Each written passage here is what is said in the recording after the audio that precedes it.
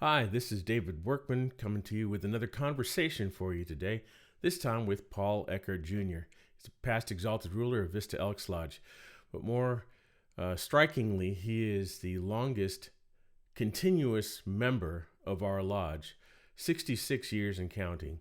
He is a charter member of our lodge, that is to say, when this lodge was founded, he was one of the founding members and a young man at that point in time. He's 87 years old now, and we're going to have a great conversation.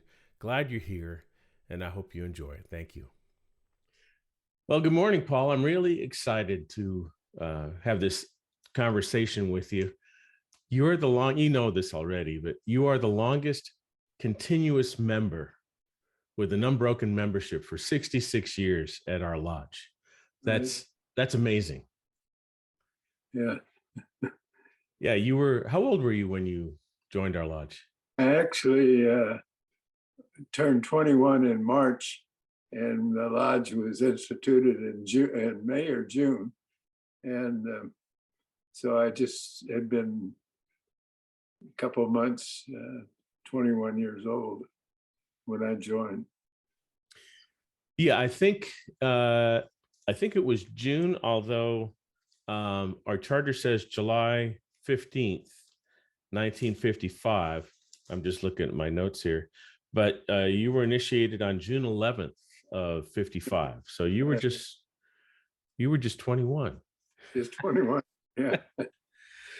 So did you grow up here in Vista? Where did you grow up? No, I grew up, I was born in St. Louis, and I lived in Cleveland, and I lived in Illinois for a while, in Southern Illinois. And then we came to California when I was 14 years old. It was right at the end of the war. When I left Cleveland to come out here, we just had the signing of the Declaration of Independence when I left with Europe, with Germany, and then when I got out here, we had the one on the Missouri with Japan. Oh yeah, the documents of surrender. Right. Yeah, very good. So I have to ask, you mentioned Southern Illinois. What part of Southern Illinois? Litchfield, Illinois. Okay, I have family in Effingham. Oh yeah, sure. And if you want to get a little smaller, Clay City. If you, I don't know if you know where Clay City is. Right. But yeah, in fact, I was back there a few years ago, and hope to be back again. It's a nice area. Oh yeah, no, it's a great area. I've got a lot of cousins there, a lot of younger. They're a lot younger than I am, but a lot of good friends there. Sure. So you were 14 when you moved to Vista, and moved to Gardena, and then to Lawndale. I went to high school in Lawndale at Lusinger High School in Lawndale, and then when I graduated from high school, I came to Vista. My folks had been here for a couple of years, but I stayed up there and finished high school, lived with an uncle when I finished high school in Los Angeles. Then I came down and went into the moving business with my dad. Yeah, moving houses kind of thing? No, moving furniture. Oh, moving furniture. Okay. Yeah. So you were strong. You were a strong kid. Oh yeah, no. Yeah. In fact, I actually started driving a truck and moving people when I was 16 years old. And just before I turned 18, the highway patrol had stopped me, and they found out that I was only 17 years old. So I had to go in and had to take my mom with me and go in. And she says, "Oh, I never knew that he had those licenses, you know. I'd take that away from him." So what were you doing that you had to get stopped by the highway patrol? I think it was just a roadblock. I don't recall that it was anything particular. I just think it was a roadblock, and they were checking driver's license, you know. And the guy says, "You don't look, 18 years old to me," you know. So you went into the moving business, and how long did you do that? Well, I did that until I was in the moving business. We just sold. It's been about 5 or 6 years ago that we sold the moving business. Oh We wow! were So you've had that for a long time. 63 years. Yeah, yeah, I had that. 63 years. So we've been in moving business. That was all we did. And you've been an influential fixture in Vista for a long time, right? You Oh got yeah, involved in the city. yeah. No, I was actually involved. Well, I did run for mayor in Vista one time. Was about 10 years ago, 12 years ago. But I I was a county supervisor for 8 years in San Diego and represented the North County, Vista, Oceanside, Carlsbad, Encinitas, Fallbrook, clear out to Borrego, Julian. Is that the same position that Supervisor Desmond has now, Jim Desmond? Right, right. Well, it's the same job, but the area is a lot of difference in the area. And how long did you do that? I did that for 8 years. Yeah, Did you enjoy it?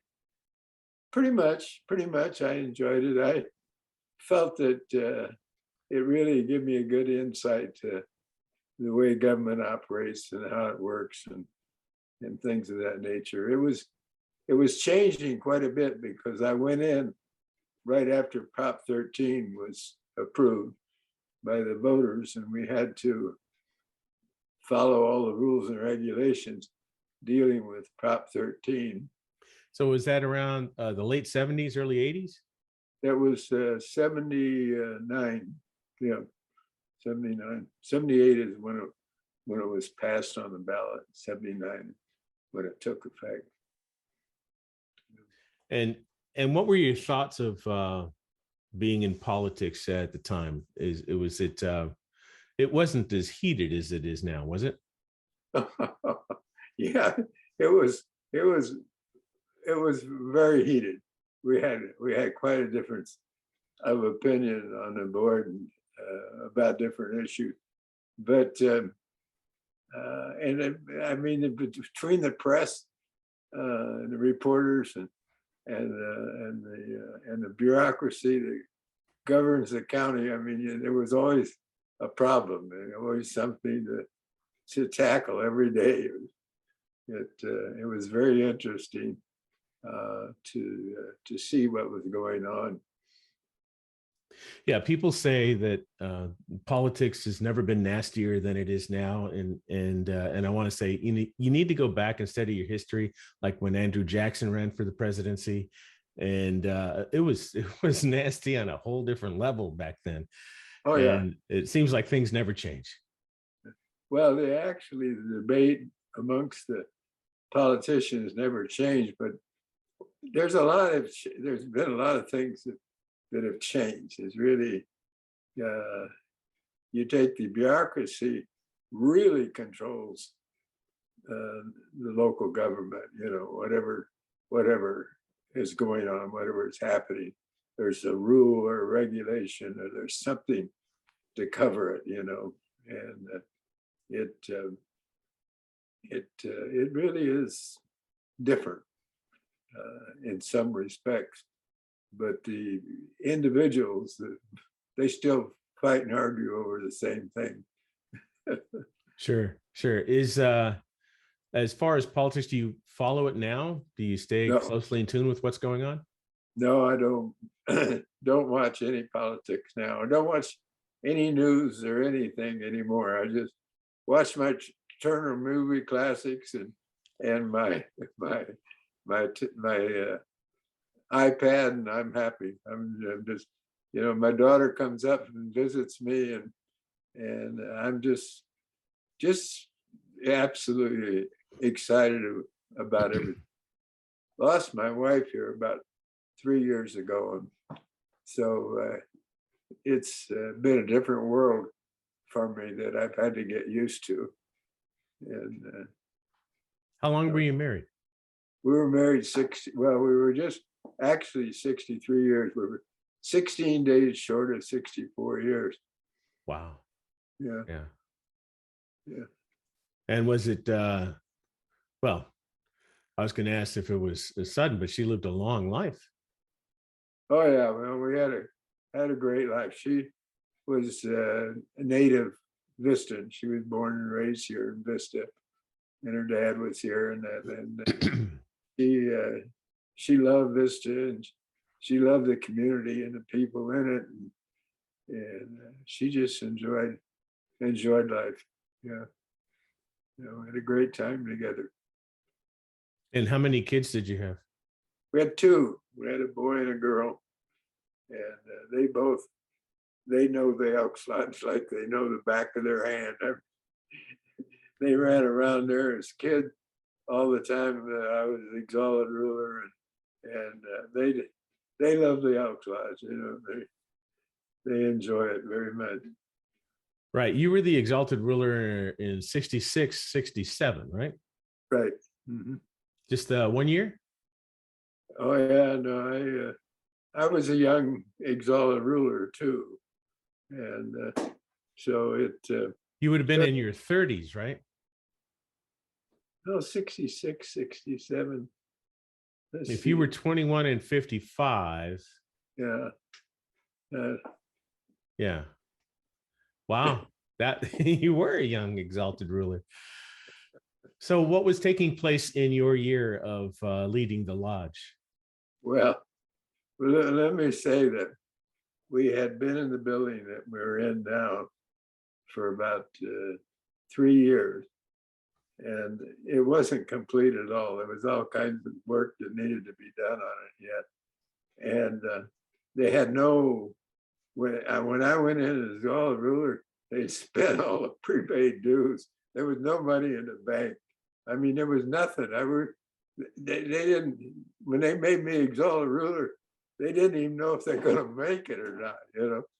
And so we started out. I mean, I was young and full of energy and we started out, and within a year's time, we had all the prepaid dues still in the bank when the new Exalted ruler took over, and most of the bills were current, and we'd done a couple of things on the building, and so we had moved forward a little bit, and it looked good. It looked like we were going to make it. So, well, that's huge. I mean, that's moving forward a lot. I mean, you're talking 11 years into being a lodge, and when you started out as the ER, you didn't know, and the lodge didn't know if it was a strong enough foothold to be able to make it into the future. And by the time you were done, it looked like there was a future ahead of you. So that's a huge step. And for those of us who enjoy the lodge now, we sure appreciate your effort. Let me ask you, when the lodge started in 55, where did you meet? we met in the Legion Hall downtown, next to Delphi Motors down there, and then we moved up on South Santa Fe there at about 600 block, and we took one of those storefronts down there. It was deep, so we had the lodge in the front of it, and then the bar and that in the middle, and the kitchen in the back, and we had a pretty good time there until we built out where we are. So in the first year or two, how many people were members at that? So let me back up just for a second. Right now, when we initiate new members, they're in the 7,200 range. So a new member might be 7,000. 248 might be their member number. When I joined, I believe it was like the mid 6,000, 6,700, somewhere in there. And you are number 38. Number 38. I think there's only about a half dozen members, if that many, that are under 1,000 in their member number. Um, Probably, I think that's 6 at the most. So, yeah, that's that's impressive. I'm quite jealous because I love the Elks, and I'm rather new to it, especially compared to you. I wish I would have found the Elks decades before. So, getting back to my question, in the early days, how many people were members in the first year or two? I'd say the first year we were under 100, and then I would say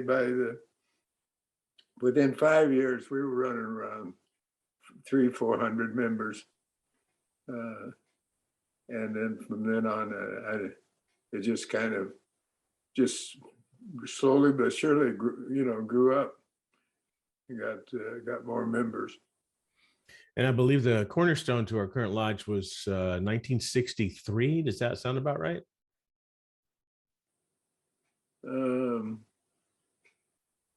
I think so, yeah, about 1963. Yeah. Yeah, so it took a good 8 years to start acquiring some funds to get it there. Yeah, it was very interesting. We had a lot of interesting times there in our growth. We had a fellow that belonged to the club that had a home and a ranch out in Bonsall. We used to go out there for our barbecues and our picnics and stuff like that. And we had Pete Peters had a lot of property here in Vista, and he had some units, and we used to take one of his trucks or actually backhoes and dig the hole and rock it for our barbecues, and then we'd have it down at the park. So we had a lot of interesting times. Yeah, when the lodge acquired the property, was it a bigger footprint than what there is now? Was there more property than what we currently have? No, but the subdivision that's in the back of it, that's 16 acres. We could have bought that for about $12,000 one time. Oh, wow. Yeah, and we sure should have done it. I mean, I don't know why. We were just struggling there, trying to make it with what we had. So we kind of missed that one there. But that was owned by one of the sons of one of our members, and he offered it for sale to the lodge. Very a good price, I mean, it was probably top price on that would have been 19,000, but he offered it to us for 12. So where the back fence is over by the Scout Shack, where that back fence is, that's the subdivision you're talking about. Yeah, about 9 acres. Yeah. No. Yeah. And so the lodge never owned that. No. Okay. No. Right. And what about to the south, up the hill? No, we never owned any either side of the property. I see. Yeah. Now I heard that Vista Way was at one point going to go on the other side of the lodge. Is that true? Am I? Yeah, I think is what I heard accurate or not? No, I think that's kind of stretching it. Yeah. Oh, because it looks like the lodge should have been turned around in the opposite direction. Because what faces Vista Way looks like it was the back. So I had heard that at one point in time, Vista Way was going to go on the other side when we were building the lodge. And then once the lodge was built, then the city decided to put it on the other side. And that's why it looks like. Now, I don't know. That might have been a very convenient story to explain why it looks like the back is facing Vista Way. Yeah. But were there any? Go ahead. They planned on building a motel on the front of the property. And they were going to have the second floor come out to the Elks Lodge. So they're going to have parking there, and there's going to have the second floor. So I think they wanted it basically to come into the back of the lodge, not into the front. Oh, I see. So the second floor would have had a walkway or something that goes across into the social quarters. Yeah. Well, that's interesting. Yeah. Yeah, that's the first I've heard of that. No, they planned, I think it was 24 units or something, their motel. But there was never anything on paper. That was just all talk. Sure. And then parking would have been a major concern at that point. Well, actually, with 24 units, they could have had parking down below for the motel. Hence, you would have a little parking up at the top there too. Sure. So what were the meetings like in the early days? Were they crazy? Were they solemn? What were they like? If I went to a meeting back then, what would I experience? Well, it'd be kind of crazy. They would be the solemn part of the service, getting it opened, and then there'd be the closing of the meeting. But yeah, everything between was open to whatever was going on at the time.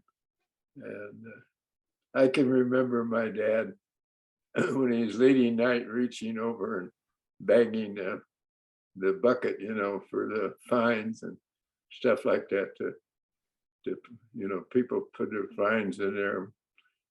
So we had a lot of fun, a lot of camaraderie, and a lot of working together. What's the craziest thing that happened during a meeting? Do you remember any funny stories? Oh boy, no. I've heard of stories of things that happened pre 1995, 1996, when ladies were allowed to be members of the lodge. That before that, it was total craziness. I heard someone threw in some live chickens into the meeting one time. That kind of stuff, just kind of hijinks. No, I don't think we did. I don't think we did anything like that. that would be kind of great. And there's a part of me that goes, well, that'd really stir up a meeting. That would make it memorable. Maybe we get more people the next meeting night if we did something like that, just to see what's going to happen next. So what before that change happened in 96, I believe it was, what was the membership? How much did the lodge grow? Was it much larger than it is now, or is it the largest that it's been now? I would say that it's probably the largest it's been now. You always had a certain percentage of the members that didn't attend or didn't participate in what was going on.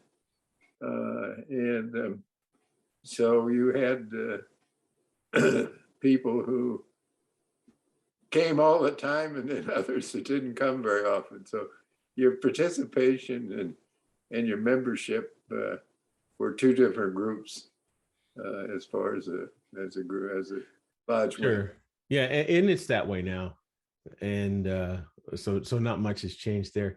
But I heard that when ladies were allowed to become members, that the membership at many lodges, if not most lodges, fell way off. I mean, like 80% off.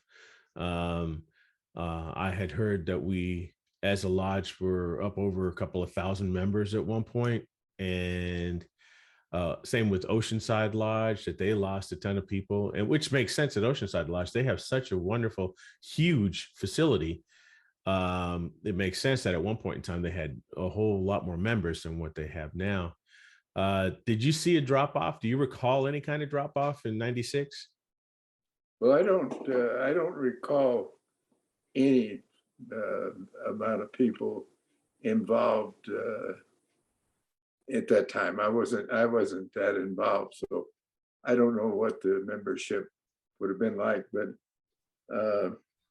I know that I was involved with Rotary at that time, and I know that the Rotarian had a tremendous drop off in membership when the women were allowed to attend.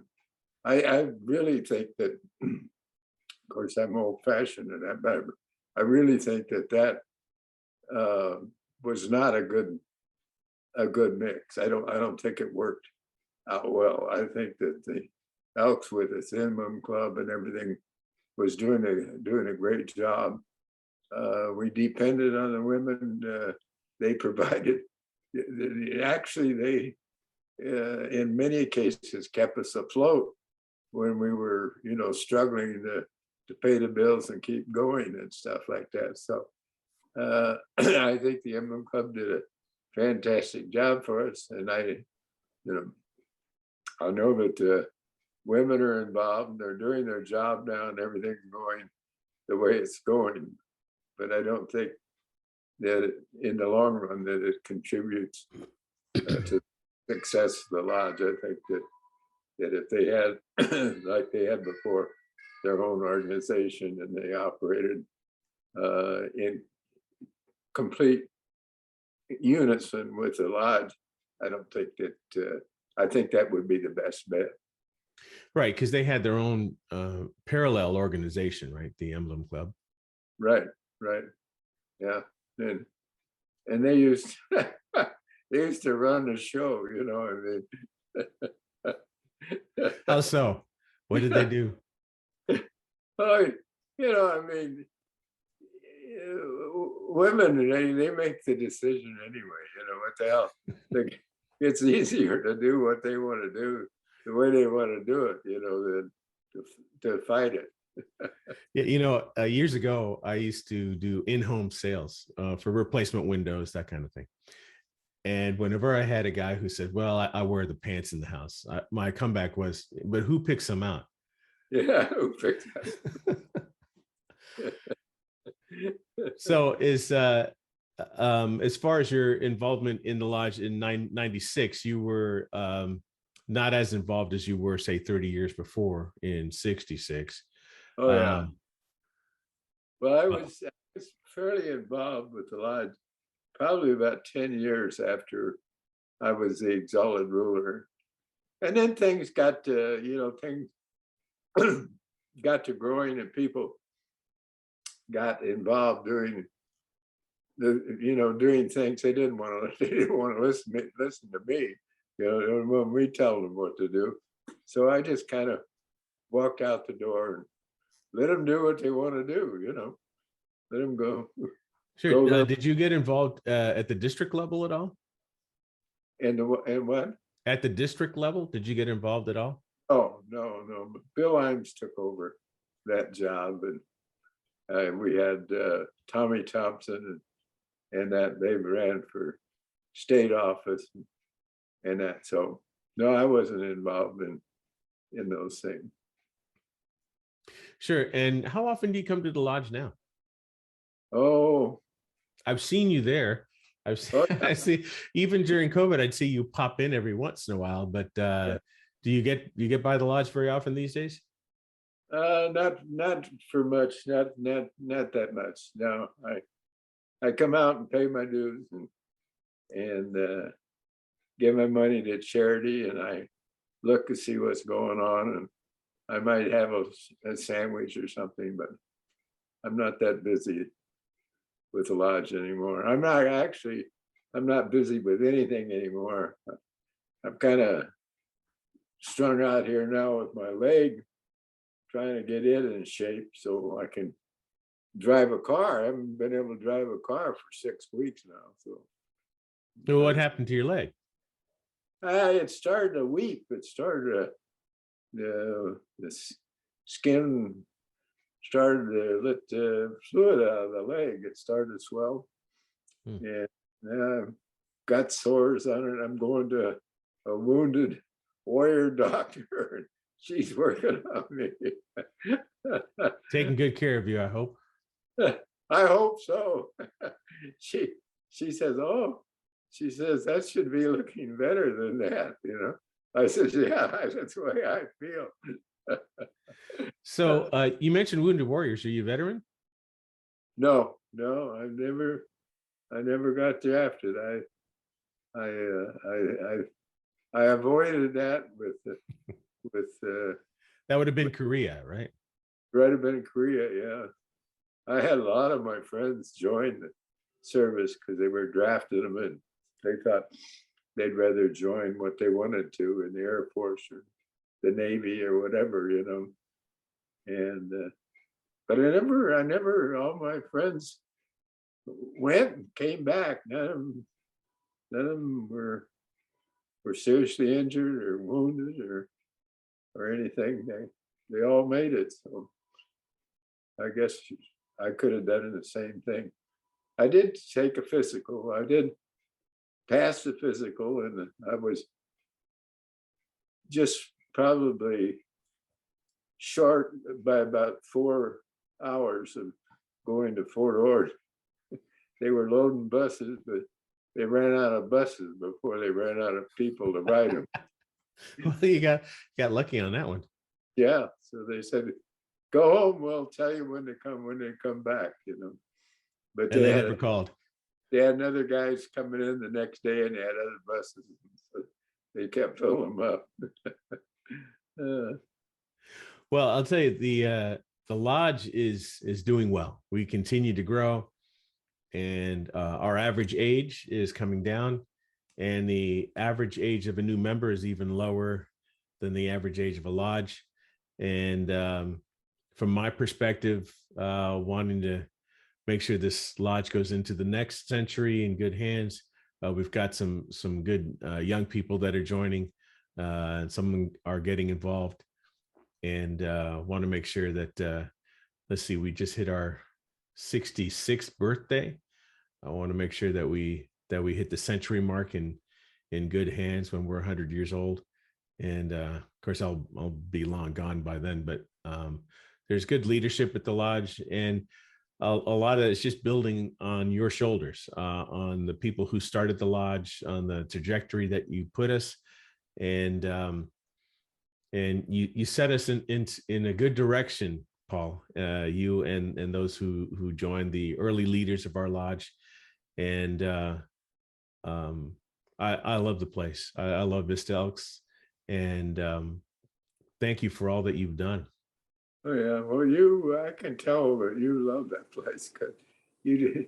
I read your bulletin all the time, and I can read right into it, and I can see that you feel the way I did about the lodge and how important it was to the community. I mean, it really is. It does a lot of good work. Bill Ines used to head up the Christmas program for the cerebral palsy kids, and used to have the kids from Camp Pendleton and Hanover and one thing and another.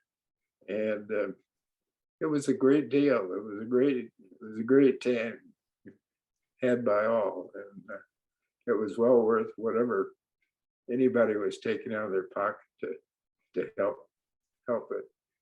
Sure, and that's one of the legacies that you left behind that we're really focused on and moving ahead with. Our grant committee's done an outstanding job. Our leading knight, Melody Chrysler, she's been the grant chairman, and her and her team have done an excellent job with the various charities. She also oversees E&F.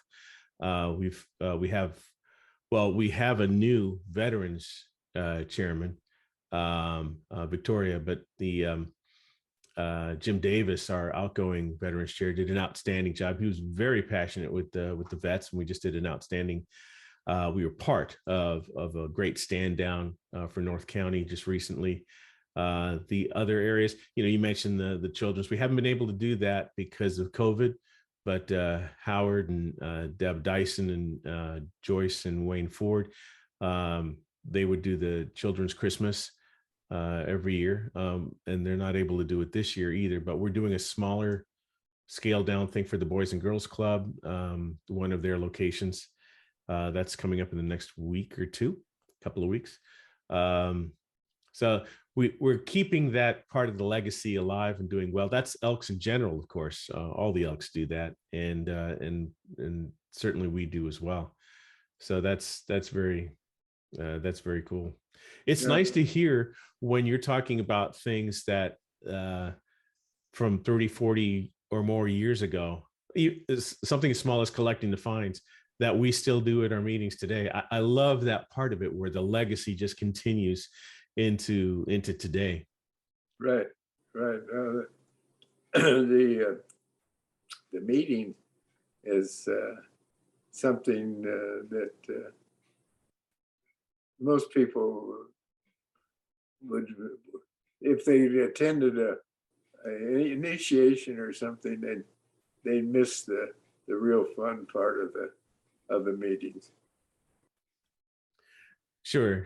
If someone from 40, 50, 60, well, we're what, 152 years old now as an organization.